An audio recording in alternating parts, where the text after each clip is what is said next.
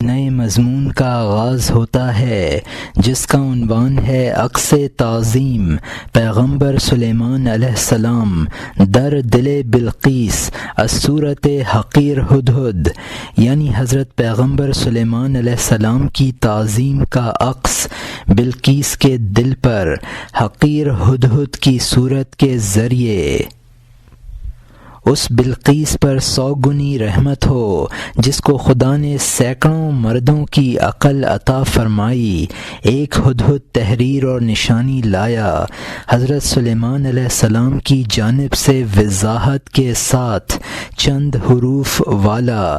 اس نے ان جامع نقطوں کو پڑھا اور نامہ بر کو حقارت سے نہ دیکھا، آنکھ نے ہدہد دیکھا اور جان نے اس کو عنقا دیکھا، حس نے اس کو جھاگ دیکھا اور دل نے اس کو دریا دیکھا۔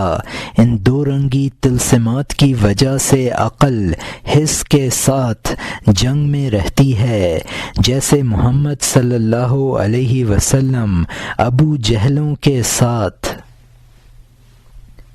یہاں مترجم نے حاشیے میں لکھا ہے کہ ملک یمن کے شہر سبا کی حکمران تھی بلقیس، جس کا قصہ قرآن میں مذکور ہے۔ بلقیس اگرچہ عورت تھی لیکن اللہ نے اس کو سینکڑوں مردوں کی سی عقل عطا فرمائی تھی۔ حضرت سلیمان علیہ السلام نے ہدہد کے ذریعے بلقیس کے پاس اپنا خط بھیجا تھا۔ ظاہری آنکھ میں وہ ہدہد تھا، مگر چونکہ وہ حضرت سلیمان علیہ السلام کا قاصد تھا لہذا باطنی نگاہ نے اس کو عنقا سمجھا۔ طلسمات دو رنگ کا مطلب ہے کہ وہ چیزیں جو بظاہر حقیر ہیں لیکن بباطن عظیم ہیں، ان کے بارے میں عقل اور حس میں جنگ ہوتی رہتی ہے۔ ابو جہلاں کا مطلب ہے یعنی ابو جہل کی طرح کے سخت کافر۔ اور یہاں حاشیہ ختم ہوتا ہے۔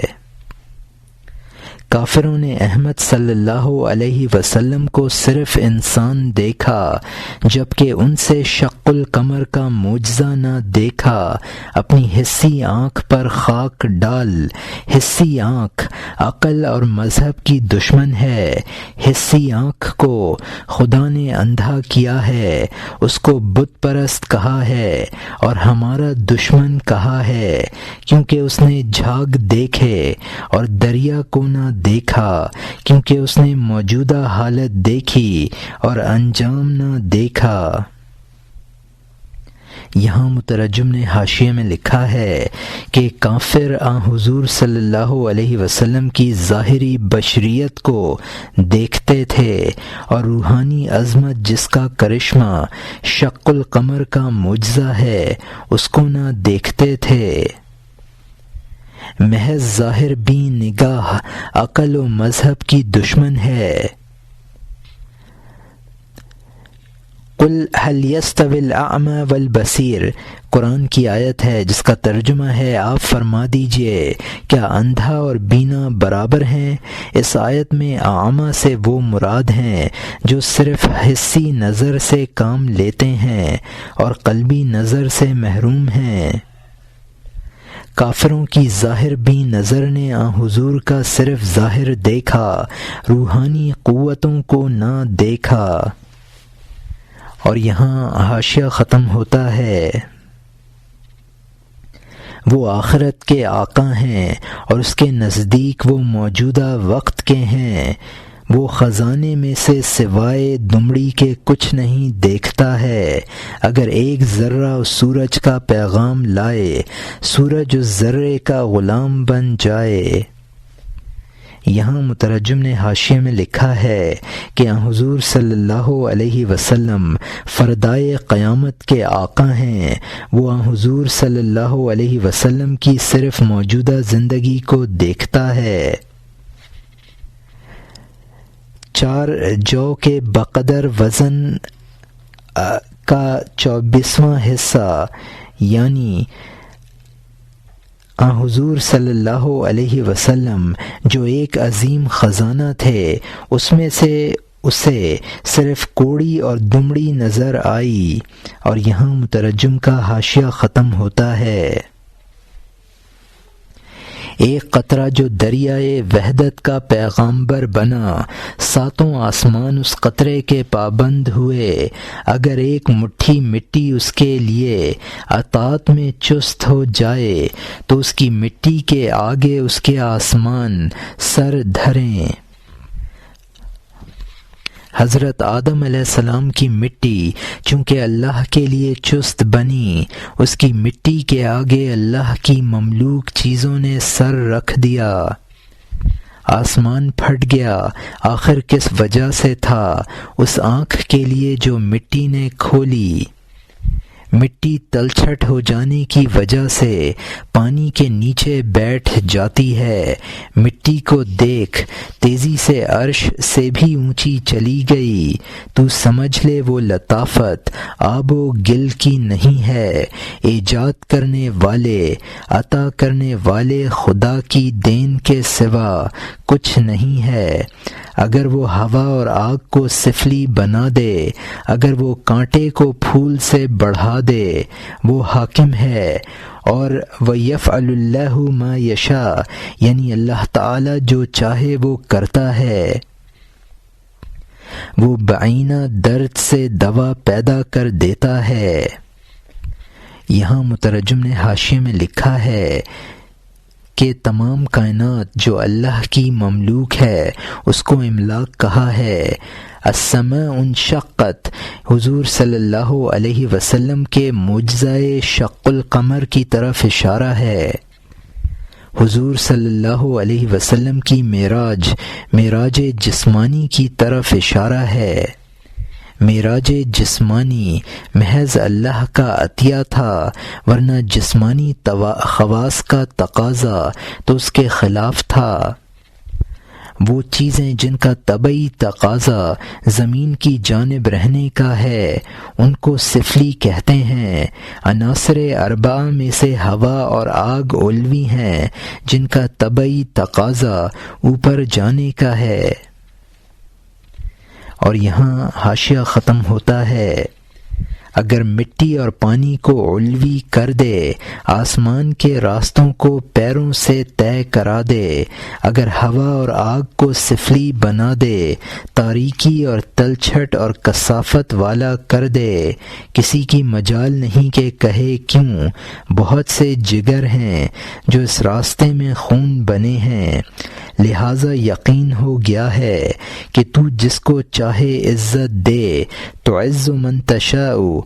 ایک خاکی کو کہا کہ پر کھول، آتشی کو کہا جا شیطان بن، ساتویں زمین کے نیچے مکار بن۔ یہاں مترجم نے حاشیے میں لکھا ہے کہ زمین و آب یہ دونوں عنصر سفلی ہیں۔ آب و گل سے بنے ہوئے پیغمبروں کو آسمانوں کی سیر کرائی۔ ہوا و نار، ہوا میں لطافت اور نار میں روشنی ہے، ان میں سفلی عناصر کے خواص پیدا کر دیتا ہے۔ اس راز کو سمجھنے میں بہت سے جگر خون ہو گئے ہیں۔ اور یہاں حاشیہ ختم ہوتا ہے۔ اے خاکی آدم علیہ السلام، تو آسمان پر جا، اے آتشی شیطان زمین کے نیچے جا۔ میں چار عناصر اور پہلی علت نہیں ہوں، میں تصرف کرنے میں ہمیشہ باقی رہنے والا ہوں۔ میرا کام بغیر علت کے ہے اور سیدھا ہے۔ اے بیمار، میری خلق و تقدیر علت کی وجہ سے نہیں ہے۔ اور یہاں مترجم نے حاشیے میں لکھا ہے کہ خاکی کا مطلب ہے کہ جو کہ سفلی ہے، اس کو اللہ تعالی آسمانوں پر پرواز کرا دیتا ہے۔ آتشی کا مطلب ہے شیطان، ناری جو کہ علوی ہے، اس کو سفلی بنا دیا۔ چاروں عنصر، بعض فلاسفہ کا خیال ہے کہ کائنات میں عناصر اربعہ ہی بالاضطرار متصرف ہیں، بعض فلاسفہ کا خیال ہے کہ اللہ تعالیٰ نے صرف عقل اول کو پیدا کیا ہے اور اس سے تمام کائنات وجود میں آئی ہے۔ اب کائنات میں اللہ تعالیٰ کا تصرف نہیں ہے۔ انسان کے کام کی کوئی علت، غائی اور غرض ہوتی ہے۔ اللہ بے نیاز ہے۔ اور یہاں حاشیہ ختم ہوتا ہے۔ مناسب وقت پر اپنی عادت کو بدل دیتا ہوں، اس غبار کو سامنے سے ہٹا دیتا ہوں۔ میں سمندر کو کہہ دوں کہ ہاں آگ سے بھر جا، میں آگ کو کہہ دوں کہ جا گلشن بن جا، میں پہاڑ کو کہہ دوں کہ گالے کی طرح ہلکا ہو جا، میں آسمان کو کہہ دوں آنکھوں کے سامنے نیچے اتارا۔ یہاں مترجم نے حاشیے میں لکھا ہے کہ اپنے عام قاعدے میں اللہ تعالی تبدیلی فرما دینے پر قادر ہے۔ سمندر کو اگر حکم دے تو پانی کے بجائے آگ سے بھر جائے، اگر آگ کو حکم دے تو گلزار بن جائے، پہاڑ کو حکم دے تو وہ گالا بن جائے جیسا کہ قیامت میں ہوگا، آسمان زمین بن جائے۔ اور یہاں حاشیہ ختم ہوتا ہے۔ میں سورج کو کہہ دوں چاند سے مل جا، دونوں کو دو کالے ابر کی طرح بنا دوں، میں چشمہ آفتاب کو خشک کر دوں، خون کے چشمے کو ہنر سے مشک بنا دوں، سورج اور چاند کو دو کالے بیلوں کی طرح ان کے کندھے پر اللہ تعالی جو جوا باندھ دے۔ یہاں مترجم نے حاشیے میں لکھا ہے کہ قیامت میں چاند اور سورج باہم مل جائیں گے، دونوں کا نور ختم ہو جائے گا جیسا کہ سورہ تکویر میں مذکور ہے۔ سورج بے نور ہو جائے گا، ہرن کے نافہ میں خون مشک بن جاتا ہے۔ آفتاب یعنی صرف تبدیل صفات ہی نہیں، خدا چاہے تو ماہیت بدل دے۔ قرآن پاک میں ہے ان اصبح ماؤکم غیر فمن یاتکم بماء معین، اگر تمہارا پانی زمین میں اتر جائے تو تمہارے پاس بہنے والا پانی کون لائے گا۔ یہاں مترجم کا حاشیہ ختم ہوتا ہے۔ اب نئے مضمون کا آغاز ہوتا ہے جس کا عنوان ہے انکار فلسفی بر قرآن۔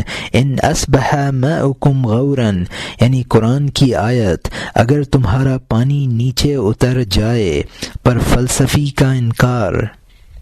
ایک قاری قرآن میں سے پڑھ رہا تھا ماؤکم غورا، یعنی میں چشمے سے پانی بند کر دوں، اگر پانی کو گہرائی میں پوشیدہ کر دوں، چشموں کو خشک اور ریگستان بنا دوں تو پانی کو چشمے میں دوسرا کون لا سکتا ہے مجھ بے مثال بزرگ اور عظیم کے علاوہ۔ ایک ذلیل فلسفی منطقی اس وقت مکتب کی جانب گزر رہا تھا جب اس نے آیت سنی تو ناپسندیدگی سے بولا کہ ہم پھاوڑے سے پانی نکال لائیں گے، ہم بیلچے کی ضرب اور تبر کی تیزی سے پانی کو نیچے سے اوپر لے آئیں گے۔ وہ رات کو سویا اور اس نے ایک بہادر مرد کو دیکھا، اس مرد نے اس کے منہ پر تماچا مارا، دونوں آنکھوں کو اندھا کر دیا۔ اس نے کہا اے بدبخت، آنکھوں کے ان دو چشموں سے اگر تو سچا ہے تو تبر کے ذریعے روشنی نکال لے۔ دن ہو گیا اور اس نے اپنی آنکھوں کو اندھا دیکھا، بہنے والا نور اس کی دونوں آنکھوں سے غائب ہو گیا۔ اگر وہ روتا اور توبہ کرنے والا ہوتا تو مہربانی کی وجہ سے گیا ہوا نور ظاہر ہو جاتا، لیکن توبہ بھی اپنے بس میں نہیں ہے۔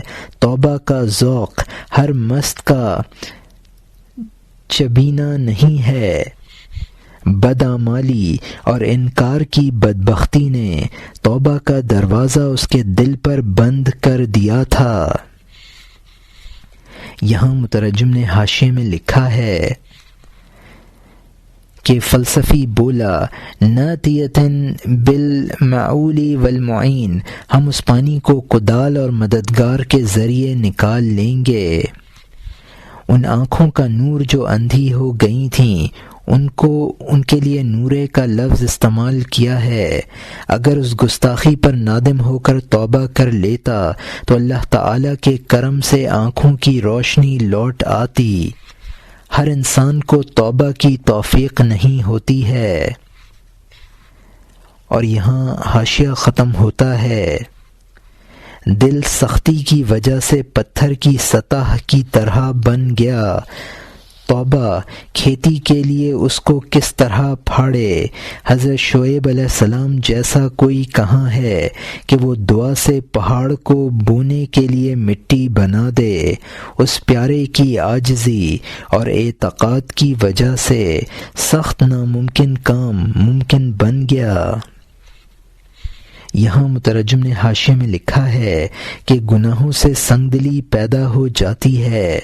شعیب علیہ السلام، مولانا فرماتے ہیں کہ حضرت شعیب علیہ السلام کی دعا سے پہاڑ کھیتی کے قابل ہو گیا تھا، لیکن اس کا ثبوت نہیں ہے۔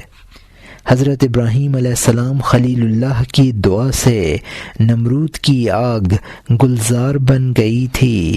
اور یہاں حاشیہ ختم ہوتا ہے۔ یا مقوقس کی رسول اللہ صلی اللہ علیہ وسلم سے درخواست کی وجہ سے پتھریلی زمین پیداوار والا کھیت بن گئی۔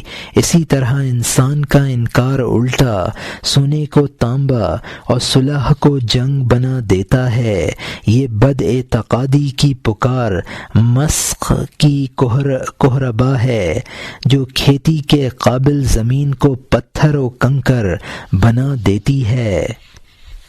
ہر دل کو سجدہ کرنے کی بھی اجازت نہیں ہے۔ ہر مزدور کی مزدوری کا رحمت میں حصہ نہیں ہے۔ یہاں مترجم نے حاشیے میں لکھا ہے کہ دریوزہ کا مطلب ہے سوال، درخواست۔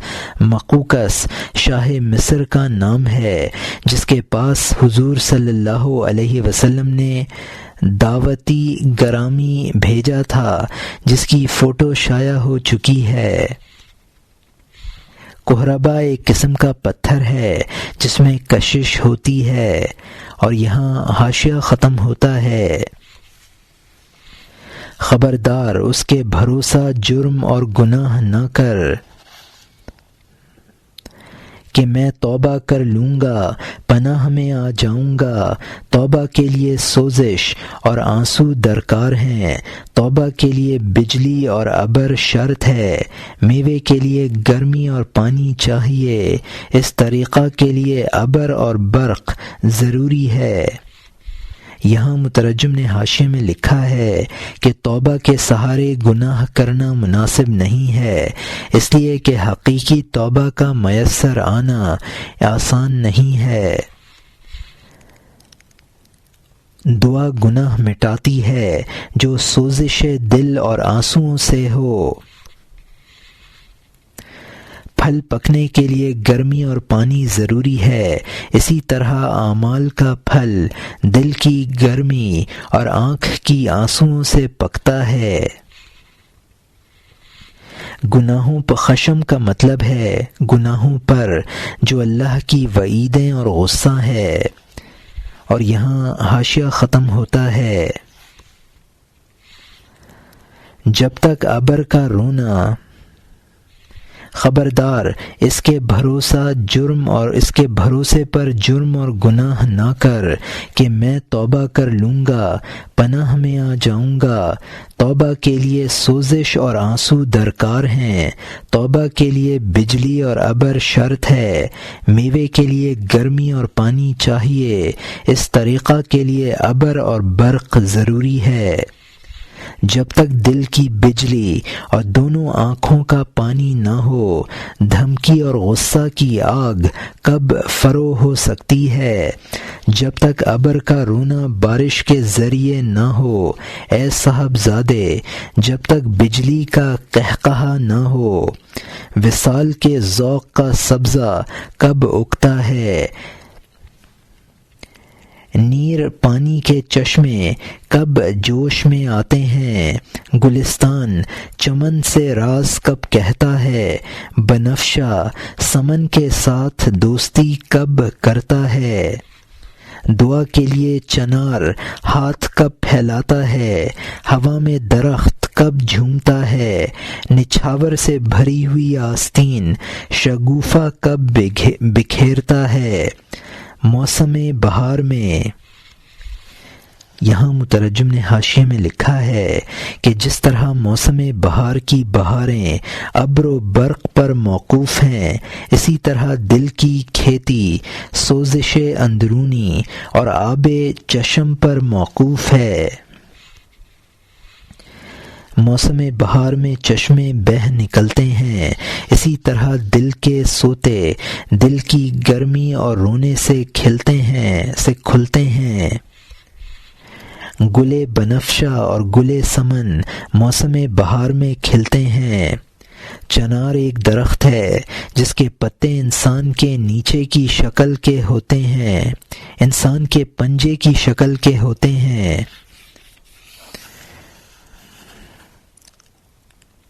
اور یہاں حاشیہ ختم ہوتا ہے۔ خون جیسے رنگ سے لالا چہرے کو کب دمکاتا ہے، پھول تھیلی سے سونا کب نکالتا ہے، بلبل کب آئے اور پھول کو سونگے، عاشق کی طرح فاختہ کہاں ہے، کہاں کب کرے، لک لک لک لک دل اور جان سے کب کہے، لکھ کیا ہوتا ہے، اے مددگار ملک تیرا ہے، زمین دل کے راز کب ظاہر کرے، باغ آسمان جیسا روشن کب ہے، یہ پوشاکیں کہاں سے لائے ہیں، من کریم من رحیم کلہا، سب کی سب کریم اور رحیم کی جانب سے ہیں، وہ پاکیزگیاں محبوب کی نشانی ہیں، یہ نشانیاں عابد کی مددگار ہیں، نشانی سے وہ خوش ہوتا ہے جس نے شاہ کو دیکھا ہو، جب اس کو نہ دیکھا ہو آگاہی نہ ہوگی، اس شخص کی روح جس نے عہد الست کے وقت اپنے رب کو دیکھا اور مست و بے خود ہوا۔ یہاں مترجم نے حاشیے میں لکھا ہے کہ فاختہ اس کی کوکو کی آواز کو محبوب کو تلاش کرنے کی آواز مانا جاتا ہے، لک لک پانی کا پرندہ ہے جس کو لق لق بھی کہتے ہیں، اس سے لک لک کی آواز نکلتی ہے جس کے معنی ہے تیرے لیے۔ مولانا فرماتے ہیں اس کا مطلب ہے ملک لک یا مستعان، اے خدا ملک تیرا ہے۔ موسم بہار کے پھول زمین کے دل کے اسرار ہیں، سب کہاں کچھ لالا و گل میں نمایاں ہو گئے۔ موسم بہار میں نو بہاران چمن کو خدا لباس عطا فرماتا ہے۔ ایک عابد و عارف برگ و رختاں سبز کو معرفت کردگار کا ذریعہ بناتا ہے، جو معرفت سے خالی ہے اس کی نظر مصنوع پر رک جاتی ہے، صانع تک نہیں پہنچتی ہے۔ الست کا مطلب ہے کہ ازل میں خدا نے روحوں کو جمع کر کے کہا تھا الست بربکم، کیا میں تمہارا رب نہیں ہوں۔ اور یہاں حاشیہ ختم ہوتا ہے۔ شراب کی بو کو وہ پہچانتا ہے جو شراب پیے، جب اس نے شراب نہیں پی وہ سونگھنا کیا جانے، کیونکہ دانائی گمشدہ اونٹنی ہے، دلالہ کی طرح شاہوں کے لیے رہنما ہے۔ تو خواب میں ایک حسین کو دیکھتا ہے جو تجھے وعدہ اور نشانی عطا کرتا ہے کہ تیرا مقصد پورا ہو جائے گا، یہ نشانی ہے کہ فلاں شخص کل تیرے سامنے آ جائے گا۔ فلاں شخص کل تیرے سامنے آئے گا۔ اور یہاں مترجم نے حاشیے میں لکھا ہے کہ آثار سے مؤثر تک پہنچنے کی چند مثالیں وہی ہیں، چند مثالیں دی ہیں۔ حدیث شریف میں ہے، دانائی مومن کی گمشدہ چیز ہے، جہاں اس کو دیکھ لیتا ہے اس کو لے لیتا ہے۔ اسی طرح آیات الہیہ سے اللہ کی ذات پر دلالت ہوتی ہے۔ ایک عارف کو ان آیات کو دیکھ کر ذات حق یاد آ جاتی ہے۔ اللہ کی نشانیوں سے اللہ کو پہچاننے کی دوسری مثال ہے کہ اگر خواب میں آ کے تم سے کوئی وعدہ کرے اور نشانیاں بتا دے تو جب وہ نشانیاں سامنے آئیں گی تو تم پر کیسی کیفیت طاری ہوگی۔ اور یہاں حاشیہ ختم ہوتا ہے۔ ایک نشانی یہ ہے کہ وہ سوار ہوگا، ایک نشانی یہ ہے کہ تجھ سے بغل گیر ہوگا، ایک نشانی یہ ہے کہ وہ تیرے سامنے ہنسے گا، ایک نشانی یہ ہے کہ وہ تیرے سامنے ہاتھ باندھے گا، ایک نشانی یہ ہے کہ یہ خواب خواہش سے کل جب ہوگی تو کسی سے نہ کہہ سکے گا۔ یہ نشانی حضرت یحییٰ علیہ السلام کے والد سے کہی کہ تو 3 روز تک بات نہ کر سکے گا۔ اے نیک عادت والے، اس بارے میں 3 دن تک دم نہ مارنا۔ یہ خاموشی تیرا مقصود حاصل ہونے کی علامت ہے۔ یہاں مترجم نے حاشیے میں لکھا ہے کہ مقصود پورا ہو جانے کی پہلی نشانی یہ ہے کہ صبح کو ایک سوار آئے گا، دوسری یہ ہے کہ وہ آ کر بغل گیر ہوگا، تیسری یہ ہے کہ وہ ہنسے گا، چوتھی یہ ہے کہ وہ ہاتھ باندھ کر سامنے کھڑا ہوگا، پانچویں یہ ہے کہ تو یہ خواب کسی سے بیان نہ کر سکے گا۔ حضرت زکریہ علیہ السلام کو جب حضرت یحییٰ علیہ السلام کی پیدائش کی بشارت دی گئی تھی تو 3 روز تک بات نہ کرنے کا بھی حکم دیا گیا تھا۔ حضرت زکریہ علیہ السلام کو نیک خو کہا ہے۔ مقصود تو کا مطلب ہے یعنی حضرت یحییٰ علیہ السلام کی پیدائش۔ اور یہاں حاشیہ ختم ہوتا ہے۔ خبردار، یہ نشانی کسی کو نہ بتانا، اس بات کو دل میں چھپائے رکھنا، 3 رات تک اچھی بری بات سے چپ رہنا۔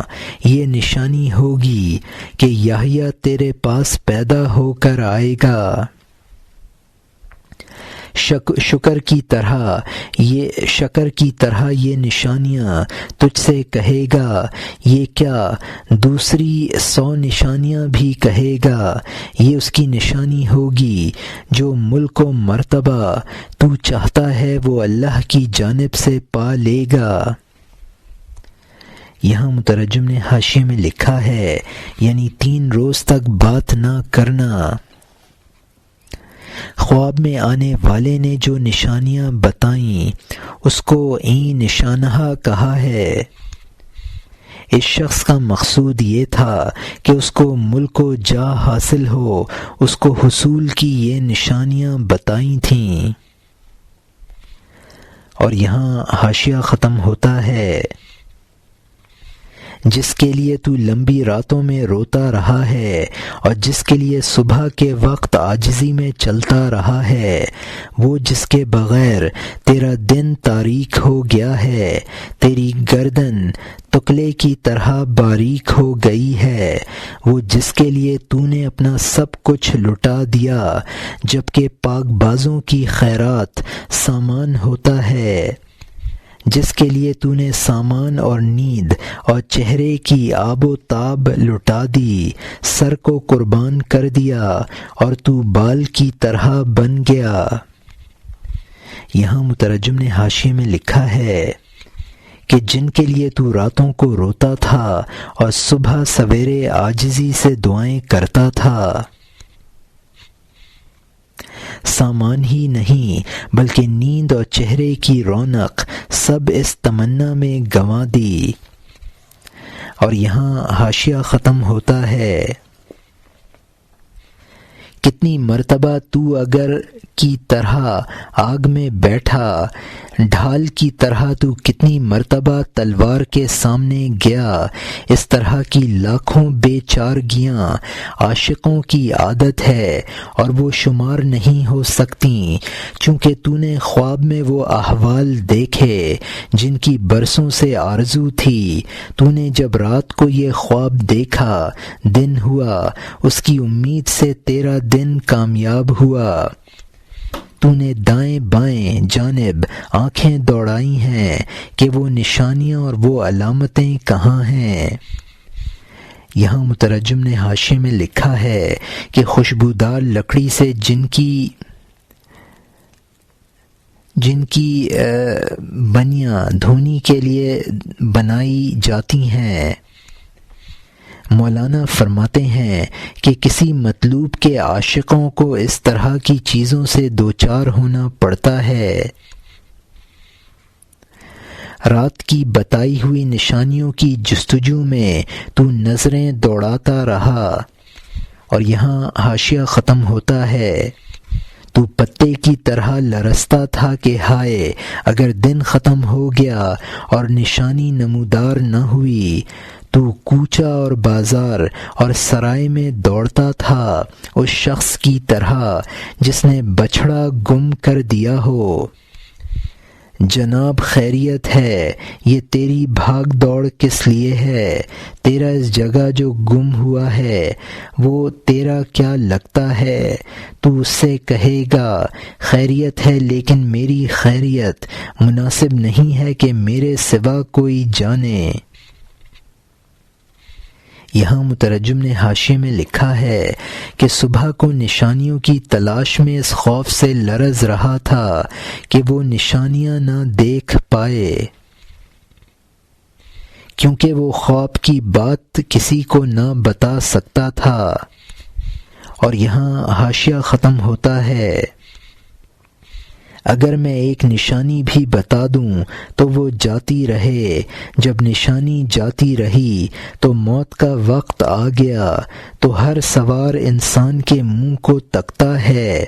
وہ تجھ سے کہتا ہے مجھے دیوانوں کی طرح نہ دیکھ، تو اس سے کہتا ہے میں نے ایک ساتھی گم کر دیا ہے، میں اس کی تلاش میں ہوں۔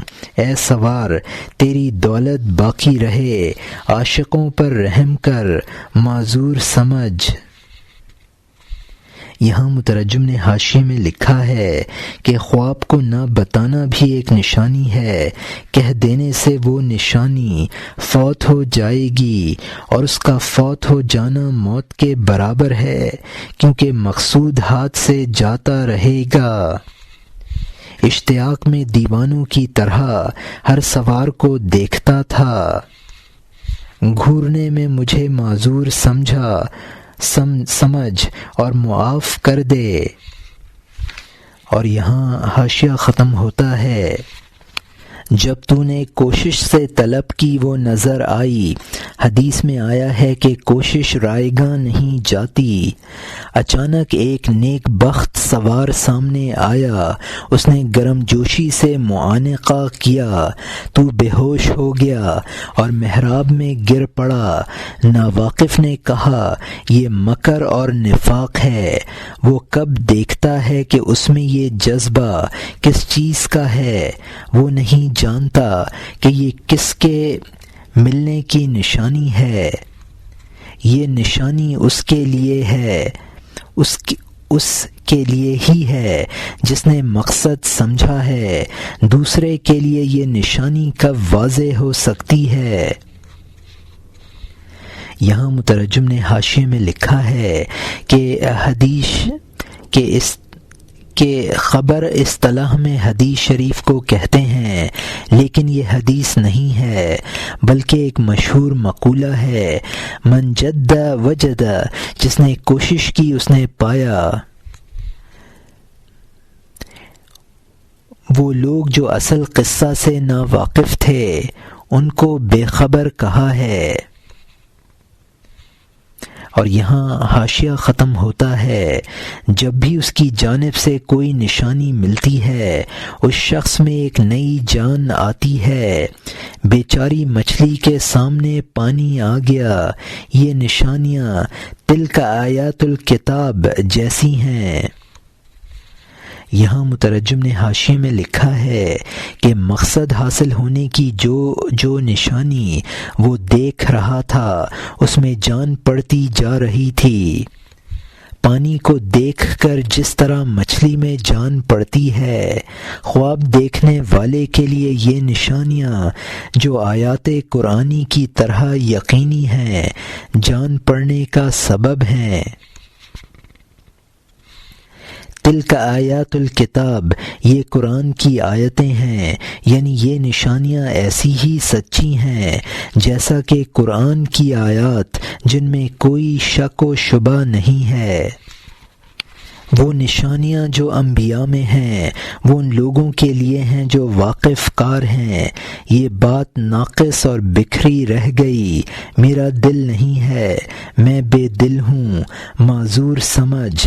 ذروں کو کوئی کب گن سکتا ہے، خصوصاً وہ جس کی عقل کو عشق نے ختم کر دیا ہو۔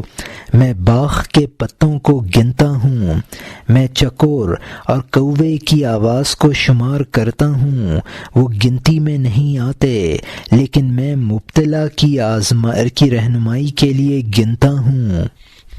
زحل کی نحوست یا مشتری کی سعادت گنتی میں نہیں آتی ہے، اگرچہ تو شمار کرے۔ یہاں مترجم نے حاشیے میں لکھا ہے کہ انبیاء میں جو نشانیاں ہیں ان سے وہی متاثر ہوتا ہے جس کو حق تعالی سے شناسائی حاصل ہو۔ انبیاء کی نشانیاں ذروں کی طرح بے شمار ہیں، اور پھر دیوانہ عاشق ان کو کیا گن سکتا ہے۔ باغ کے پتے اور پرندوں کی آوازیں نہیں گنی جا سکتی ہیں۔ انبیاء کی لاتعداد نشانیوں میں سے کچھ بیان کیے دیتا ہوں۔ اور یہاں حاشیہ ختم ہوتا ہے۔ لیکن ان دونوں کا اثر کا کچھ حصہ لوگوں کے نفع و نقصان کے لیے بیان کر دینا چاہیے تاکہ قضائے خداوندی کے اثرات معلوم ہو جائیں۔ کچھ سعادت اور نحوست والوں کو جس کا طالع مشتری ہو وہ نشاط اور عزت کی وجہ سے خوش رہے گا، جس کا طالع زحل ہوگا ہر قسم کے شروں سے معاملات میں اس کے لیے احتیاط ضروری ہے۔ اگر میں اس زحل ستارے کے متعلق نہ کہوں، اس بیچارے کو وہ اپنی آگ سے پھونک دے۔ اے بیہودہ بس کر، کہیں اس آفتاب کی آگ یکبارگی چمک نہ اٹھے۔ لامحدود آسمان کے ستاروں میں ایک دم نہ نور رہے نہ نشان، جس کا نتیجہ نکلے اس میں مشغول ہو، دوسری باتوں سے جدا رہ۔ ستارے کی چال مریض کے سوا کچھ نہیں ہے، سوائے اس رحیم کی مہربانی کے کوئی چیز نتیجہ خیز نہیں ہے۔ جنبش اختر نے آیت جز سقیم، بر ندارت جز کے لطف آن رحیم۔ اذکر اللہ شاہ ما دستور داد، دید اندر نار امارا نور داد۔ یعنی ہمارے بادشاہ اللہ تعالی نے ذکر کی اجازت دے دی ہے، ہمیں آگ میں دیکھا اور ہمیں نور بخش دیا۔ فرمایا اگرچہ میں تمہارے ذکر سے پاک ہوں، مثالیں میرے مناسب نہیں ہیں، لیکن مثال اور تخیل کا عادی ہماری ذات کو بغیر مثال کے نہیں سمجھتا ہے۔ جسمانی ذکر ناقص خیال ہے، شاہانہ صفات اس سے منزہ ہیں۔ یہاں مترجم نے حاشیے میں لکھا ہے کہ اللہ تعالیٰ کی صفات کو ممکنات کی صفات سے تشبیہ دے کر سمجھایا جاتا ہے۔ ظاہر ہے کہ وہ ناقص مثالیں ہیں، خدا کی ذات ان سے پاکیزہ ہے۔ چونکہ انسان مادی چیزوں کو سمجھنے کا عادی ہوتا ہے، لہٰذا مادی چیزوں کی مثال دے کر ہی اس کو اللہ کی صفات سمجھائی جا سکتی ہیں۔ اللہ کی تعریف میں ہم یہ کہیں کہ وہ انسان کی طرح عاجز نہیں ہے تو یہ ایسا ہی ہے کہ کسی بادشاہ کی تعریف میں ہم یہ کہیں کہ وہ جولاہا نہیں ہے۔ اور یہاں حاشیہ ختم ہوتا ہے۔ اگر بادشاہ کو کوئی کہے کہ وہ جولاہا نہیں ہے، یہ کیا تعریف ہے؟ شاید وہ واقف نہیں ہے۔ اب نئے مضمون کا آغاز ہوتا ہے جس کا عنوان ہے انکار کردن موسیٰ علیہ السلام بر مناجات شباں، یعنی ایک چرواہے کی دعا پر حضرت موسیٰ علیہ السلام کا انکار۔ حضرت موسیٰ علیہ السلام نے ایک چرواہے کو راستے میں دیکھا کہ وہ کہہ رہا تھا، اے کریم اور اے خدا، تو کہاں ہے تاکہ میں تیرا نوکر بنوں، تیرا جوتا سیدوں، تیرے سر میں کنگھی کروں؟ تو کہاں ہے تاکہ تیری خدمتیں کروں، تیرا کپڑا سیدوں اور بخیر کر دوں؟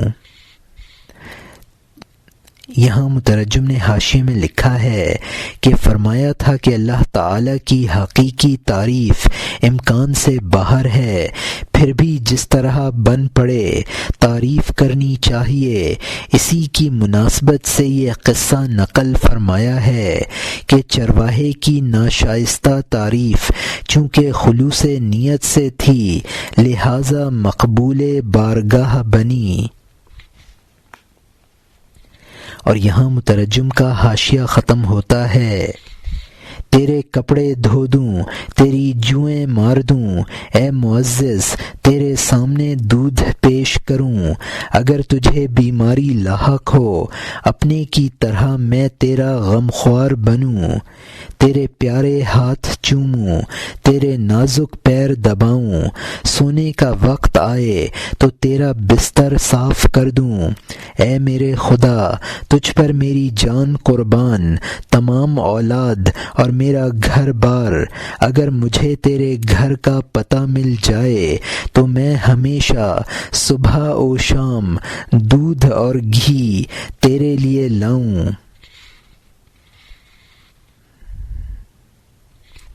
پنیر بھی اور روغنی روٹیاں بھی، دہی کی مٹکیاں اے نازنین تیار کروں اور صبح و شام تیرے سامنے لاؤں۔ میرا لانا ہو تیرا کھانا ہو، اے وہ ذات جس پر میری ساری بکریاں قربان، اے وہ ذات کہ تیری یاد میں میری آہو زاری ہے۔ وہ چرواہا اس طرح کی بیہودہ باتیں کر رہا تھا۔ حضرت موسیٰ علیہ السلام نے کہا، اے فلاں تو کس سے مخاطب ہے؟ اس نے کہا، اس ذات سے ہم کلام ہوں جس نے ہمیں پیدا کیا ہے۔ یہ زمین اور آسمان جس کے پیدا کرنے سے ظاہر ہوا ہے۔ حضرت موسیٰ علیہ السلام نے فرمایا، افسوس تو پاگل ہو گیا ہے، مسلمان نہ ہوا بلکہ کافر ہو گیا ہے۔ یہ تیری کیا بکواس ہے اور یہ تیرا کیا کفر اور بےہودگی ہے؟ اپنے منہ میں روئی ٹھونس لے۔ تیرے کفر کی بدبو نے دنیا کو بدبودار کر دیا ہے، تیرے کفر نے دین کی دیبا کو گدڑی بنا دیا۔ یہاں مترجم نے حاشیے میں لکھا ہے کہ تیری اس گفتگو سے کفر و الحاد پھیلے گا اور دین میں فتنہ پیدا ہوگا۔ یہاں مترجم کا حاشیہ ختم ہوتا ہے۔ چپل اور جوتا تیرے لیے مناسب ہے، آفتاب کے لیے ایسی چیزیں کب مناسب ہیں؟ اگر تو ان باتوں سے منہ بند نہ کرے گا آگ آئے گی اور دنیا کو جلا دے گی۔ اگر آگ نہیں آئی تو یہ دھواں کیسا ہے؟ جان کالی ہو گئی، روح مردود کیوں ہے؟ اگر تو جانتا ہے کہ خدا حاکم ہے، بیہودہ گوئی اور گستاخی پر تجھے کیوں یقین ہے؟ یہاں مترجم نے حاشیے میں لکھا ہے کہ ایک شخص کا گناہ دوسرے پر بھی اثر انداز ہوتا ہے۔ اگر عذاب ابھی نہیں آیا تو اس کے آثار آ گئے ہیں، جس سے دل سیاہ ہو گیا ہے۔ اور یہاں حاشیہ ختم ہوتا ہے، بے وقوف کی دوستی دشمنی جیسی ہے۔ اللہ تعالیٰ اس طرح کی خدمت سے بے نیاز ہے۔ تو یہ کس سے کہہ رہا ہے؟ چچا اور ماموں سے؟ جسم اور حاجت اللہ کی صفتوں میں؟ دودھ وہ پیتا ہے جو نشو و نما میں ہے، چپل وہ پہنتا ہے جس کو پاؤں کی ضرورت ہے۔ اگر یہ گفتگو اس بندے کے لیے ہے جس کے بارے میں اللہ تعالیٰ نے فرمایا میں وہ ہوں اور وہ میں، یہاں مترجم نے حاشیے میں لکھا ہے کہ بے وقوف دوست سے عقل مند دشمن بہتر ہے۔ وہ خدمتیں جو گدڑیا اللہ تعالیٰ کے لیے بیان کر رہا تھا اس کو زین کہا ہے۔ گدڑیے نے پیر دبانے کو کہا تھا، گڈریے نے روٹی کھلانے کو کہا تھا۔ غذا کی اس کو ضرورت ہے جس کا جسم ہو اور اس کا نشو و نما ہوتا ہو۔ اللہ تعالیٰ کو نہ پیر کی ضرورت ہے نہ جوتے کی حاجت ہے۔ بعض خدا کے نیک بندے وہ ہوتے ہیں جو اپنی شخصیت اور خواہشات کو غنا کر کے حضرت حق کی مرضیات کے مطابق ڈھل جاتے ہیں۔ ان کے بارے میں حدیث شریف میں ہے کہ اللہ تعالیٰ قیامت میں بنی آدم کو خطاب کر کے فرمائے گا۔ خطاب کا مضمون آئندہ اشعار میں مذکور ہے۔ اور یہاں مترجم کا حاشیہ ختم ہوتا ہے، جس کے بارے میں فرمایا میں مریض ہوا تو نے عیادت کیوں نہ کی، میں بیمار تھا وہ تنہا بیمار نہ تھا۔ وہ کہ جو میرے ذریعے سنتا ہے اور میرے ذریعے دیکھتا ہے ہو گیا ہے، اس بندے کے حق میں بھی یہ بیہودہ ہے۔ اللہ تعالیٰ کے خاص بندے سے بے ادبی سے بات کرنا دل کو مردہ کر دیتا ہے، اعمال نامہ سیاہ کر دیتا ہے۔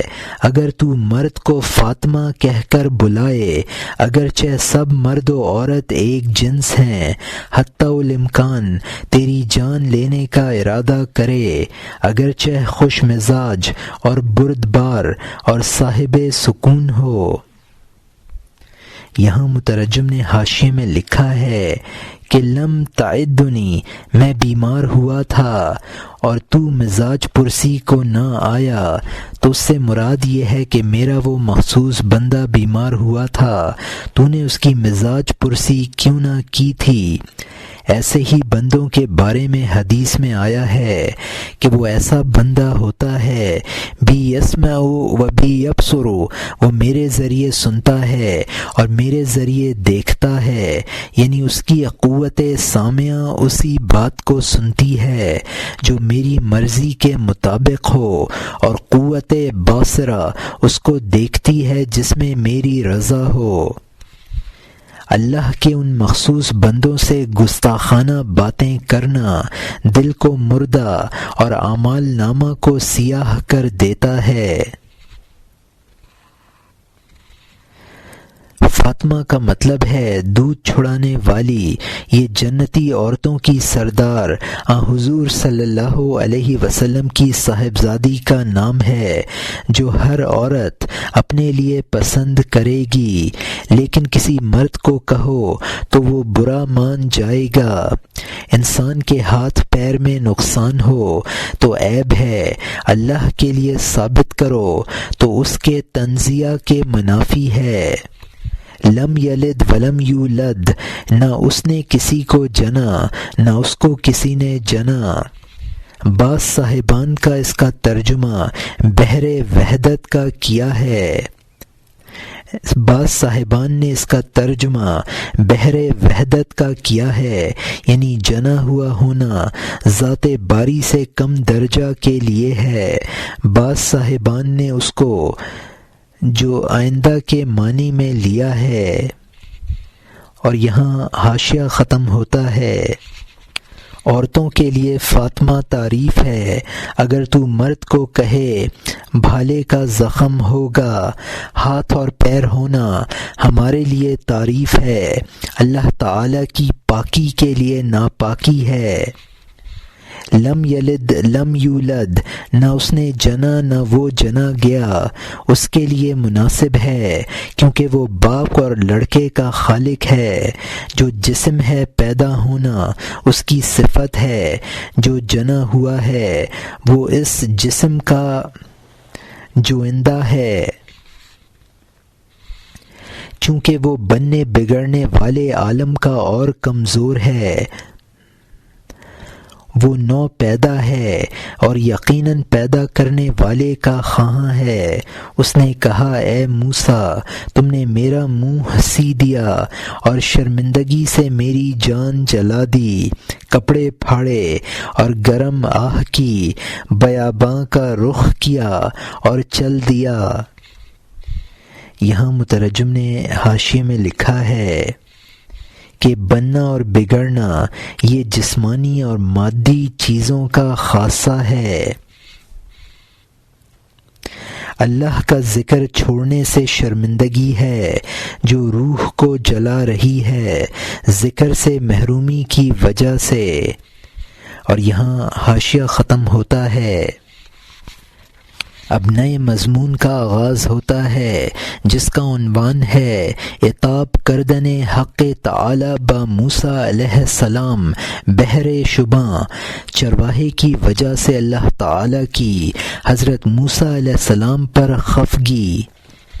اللہ تعالیٰ کی جانب سے حضرت موسیٰ علیہ السلام پر وحی آئی، تو نے ہمارے بندے کو ہم سے جدا کر دیا، تو ملانے کے لیے آیا ہے، جدا کرنے کے لیے نہیں آیا ہے۔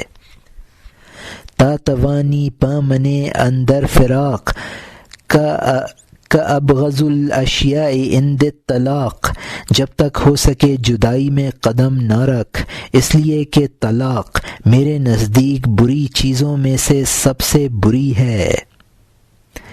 ہم نے ہر شخص کی ایک طبیعت بنائی ہے، ہم نے ہر شخص کو ایک اصطلاح دی ہے، اس کے حق میں تعریف ہے اور تیرے حق میں برائی ہے، اس کے حق میں وہ شہد ہے اور تیرے حق میں زہر ہے۔ یہاں مترجم نے حاشیے میں لکھا ہے کہ یعنی ذکر سے جو اسے قرب حاصل تھا وہ نہ رہا۔ انبیاء کی بعثت کا مقصد مخلوق کو خالق سے وابستہ کرنا ہے۔ حدیث شریف میں ہے ابغض الحلال عند اللہ الطلاق، یعنی حلال چیزوں میں سے طلاق اللہ کو سب سے زیادہ ناپسند ہے۔ طلاق سے میاں بیوی میں فراق ہوتا ہے۔ ہر انسان اپنی استعداد اور اپنے مروجہ الفاظ میں تعریف کرتا ہے، جبکہ دل میں عقیدت ہے تو اس کی تعریف بہرحال مقبول ہے اور اس کی وہ حمد اس کے لیے باعث تعریف ہے۔ ایک عامی انسان اپنی استعداد کے مطابق جو تعریف کرتا ہے، اگر وہ لفظ پڑھا لکھا بولے تو اس کے لیے وہ برائی ہے۔ اور یہاں حاشیہ ختم ہوتا ہے۔ تیرے حق میں وہ نور ہے، اس کے حق میں آگ ہے، اس کے حق میں وہ گلاب کا پھول ہے، تیرے حق میں وہ کانٹا ہے، اس کے حق میں وہ اچھی ہے، تیرے حق میں بری ہے، اس کے حق میں وہ خوب ہے، تیرے حق میں مردود ہے۔ ہم پاکی اور ناپاکی سب سے منزہ ہیں، سستی اور چستی سب سے منزہ ہیں۔ یہاں مترجم نے حاشیے میں لکھا ہے کہ حضور صلی اللہ علیہ وسلم نے ایک لونڈی سے دریافت کیا، خدا کہاں ہے؟ اس نے جواب دیا آسمانوں میں ہے، تو یہ کہنا اس کے لیے نور بنا۔ حضور صلی اللہ علیہ وسلم نے اس کا اسلام معتبر مانا۔ اگر یہی جملہ ایک عالم فاضل کہے تو کفر ہے جو موجب نار ہے۔ انسان تقدیس و تسبیح میں جو کچھ بھی کہتا ہے اللہ کی ذات اس سے بلند ہے، لہٰذا اب جو بھی کچھ کہے اس کو نہ روکے۔ اور یہاں حاشیہ ختم ہوتا ہے، میں نے حکم اس لیے نہیں دیا کہ کوئی فائدہ اٹھاؤں بلکہ اس لیے کہ بندوں پر بخشش کروں۔ ہندوستان والوں کے لیے ہندوستان کی اصطلاح تعریف ہے، سندھیوں کے لیے سندھ کی اصطلاح تعریف ہے۔ میں ان کی تسبیح سے پاک نہیں بنتا ہوں، وہی پاک اور موتی برسانے والے بن جاتے ہیں۔ یہاں مترجم نے حاشیے میں لکھا ہے کہ اللہ تعالیٰ کے احکام کی پابندی میں اللہ کا کوئی فائدہ نہیں ہے، بلکہ بندے پابندی کر کے رحم و کرم کے مستحق ہوتے ہیں۔ ہر ملک والے اپنی لغت اور اصطلاح میں تعریف کر سکتے ہیں۔ اللہ تعالیٰ بندوں کی تسبیح سے پہلے ہی پاک ہے۔ اللہ تعالیٰ کی تسبیح موتی کے دانے ہیں۔ اور یہاں حاشیہ ختم ہوتا ہے،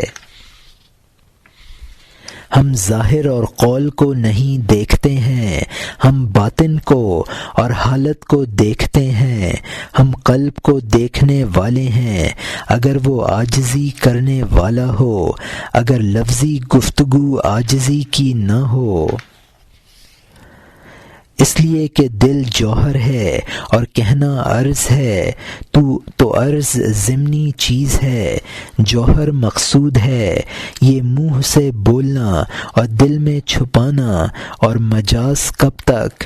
میں سوز ہی سوز چاہتا ہوں، سوز سے موافقت کر۔ عشق کی آگ جان میں روشن کر، غور و فکر اور عبارت کو بالکل جلا دے۔ اے موسیٰ، آفتاب جاننے والے دوسرے ہیں، سوختہ جان اور سوختہ روح دوسرے ہیں۔ عاشقوں کو ہر وقت جلنا ہے، اجاڑ گاؤں پر خراج اور عشر نہیں ہے۔ یہاں مترجم نے حاشیے میں لکھا ہے کہ حدیث شریف میں ہے، اللہ تمہاری صورتوں اور مالوں کو نہیں دیکھتا ہے، وہ تمہاری نیتوں اور اعمال کو دیکھتا ہے۔ خاشع کا مطلب ہے عاجزی کرنے والا، خاضع کا مطلب ہے خاکساری کرنے والا۔ جوہر خود قائم رہنے والی چیز ہے اور عرض دوسرے کے سہارے قائم رہنے والی چیز۔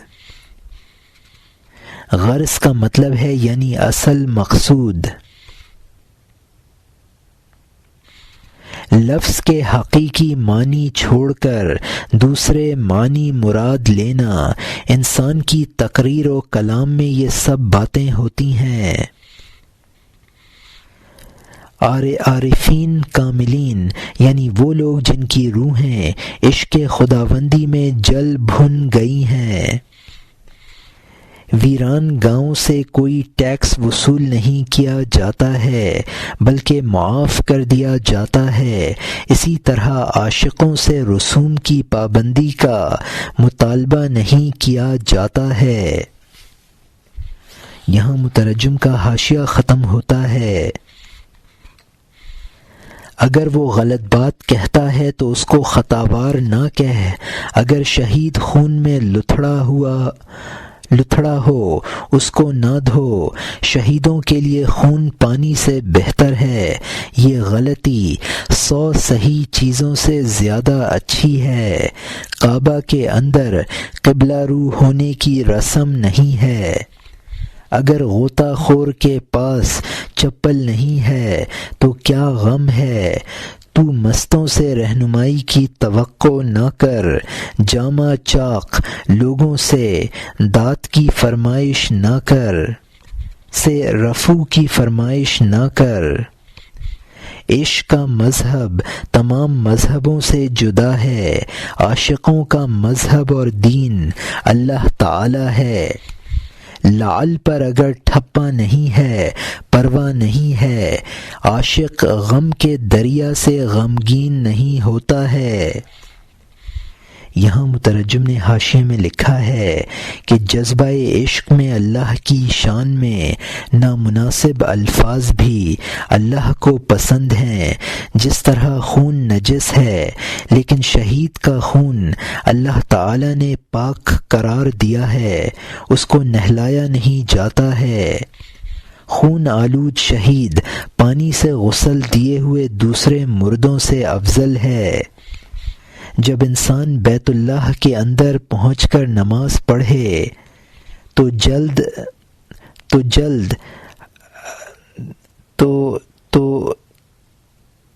جلد ہر کو جی چاہے، جو جدھر کو جی چاہے رخ کر کے نماز پڑھ سکتا ہے۔ غلبہ حال میں صرف ذات باری کی طرف توجہ ہوتی ہے، مذہبی رسوم و قیود کی پابندی نہیں ہوتی۔ اور یہاں مترجم کا حاشیہ ختم ہوتا ہے۔